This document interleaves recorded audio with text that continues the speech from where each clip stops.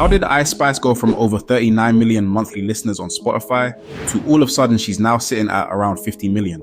For some people, this isn't really a surprise. With her consistently dropping low quality TikTok music for the past year or two, a lot of us already saw this coming. But what's the real situation with Ice Spice? How did she go from being super popular to her debut album on track to selling less than 20k? When she first blew up, it was mainly because of TikTok.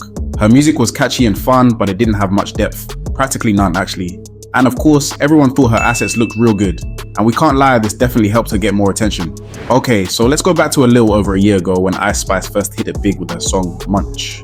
It was everywhere and everyone was curious to see what this new girl on the scene would do next. Since the release of Munch, Ice Spice has faced skepticism and doubts. Initially, everyone was ready to forget about her and to be dismissed as a one-hit wonder destined to fall off. But she actually defied the odds, evolving from a viral sensation to a recognizable name in music. But with her growing fame came allegations, claims that she was an industry plant, a term that suggests her success was manufactured and undeserved. And in today's music landscape, being labeled an industry plant is a name no new artist wants to be seen as. It essentially implies an artist lacks authenticity and talent. Ice Spice's fast rise, characterized by catchy but simple lyrics and repetitive flows, played a part in these suspicions. But what really solidified the accusations was mainly by one person in particular, Drake. So just a month after Munch came out, Drake was already in her DMs. Ice Spice said when Drake messaged her, he told her how much he fucked with the song. But then again, as we all know, Drake is known for grabbing new artists just when they're blowing up as a way to capitalize on their current popularity.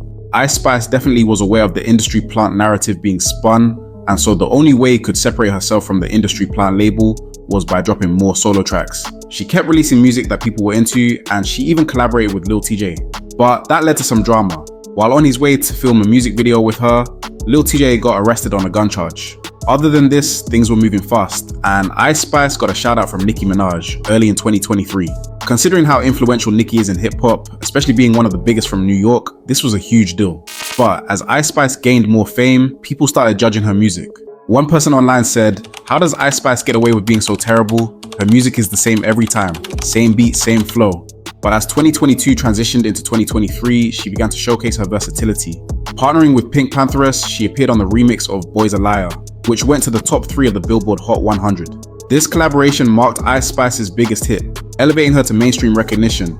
She also ventured into film soundtracks, contributing to the Barbie movie with Nicki Minaj. Barbie World became a top 10 hit on the Billboard Hot 100, solidifying her presence alongside Minaj. And also that year, she scored a feature with Taylor Swift, and even had a track on the Barbie soundtrack. Those were some serious big wins for her, showing she knew how to seize opportunities. By the end of 2023, Ice Spice was everywhere. Her songs dominated streaming platforms like Spotify and went viral on TikTok.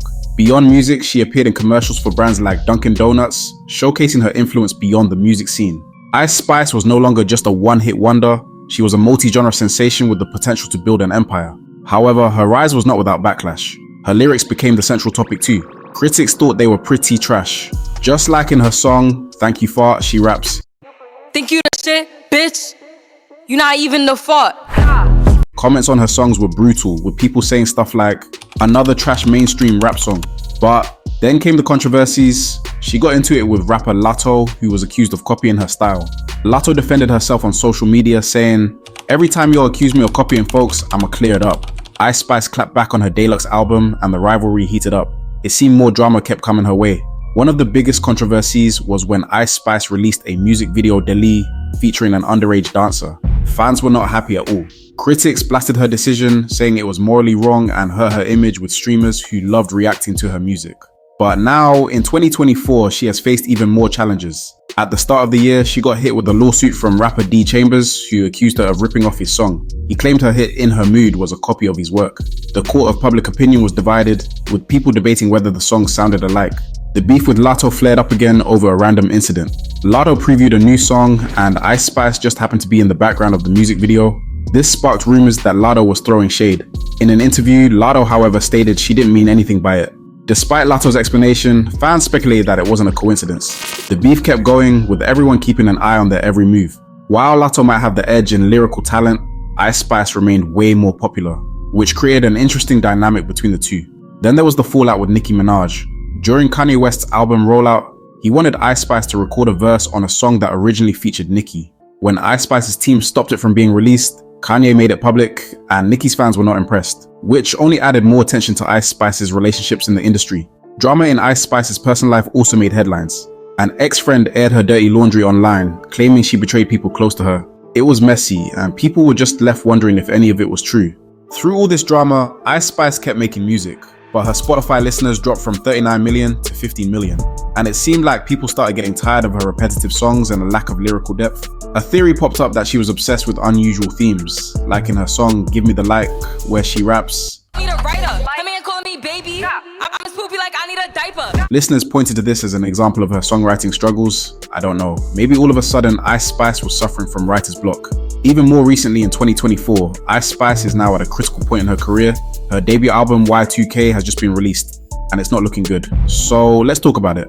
Okay, so after all the buzz and anticipation, this album was supposed to be her big moment to prove herself as an artist. But instead, it seems like she might have completely flopped. The pressure was definitely on for Ice Spice to deliver something amazing. But unfortunately, Y2K isn't hitting the mark. Critics are calling it one of the biggest musical train wrecks in a while, and it's getting roasted for falling flat in almost every way. Honestly, this shouldn't come as a huge surprise given how the album was rolled out. Instead of focusing on the music, the hype seemed to be all about the drama and spectacle around it.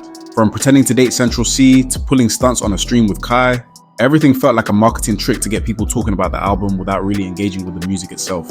It felt like Ice Spice and her team were trying to distract us with flashy, unrelated antics instead of letting the music speak for itself. The rollout just felt so fake and manipulative, trying to trick us into caring about the album rather than genuinely exciting us.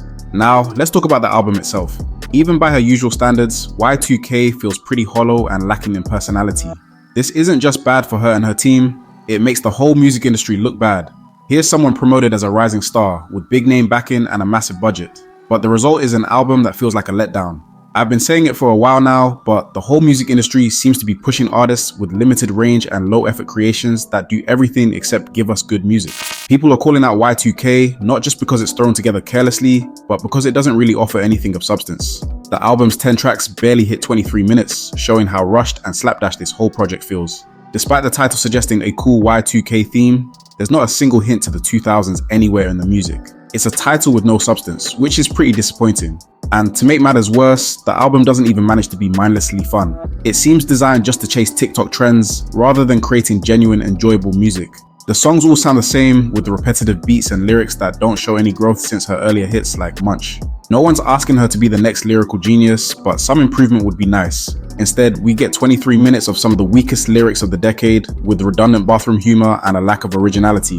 Even the features with Gunna, Travis Scott and Sench can't save it. It's kind of insulting to listeners, really.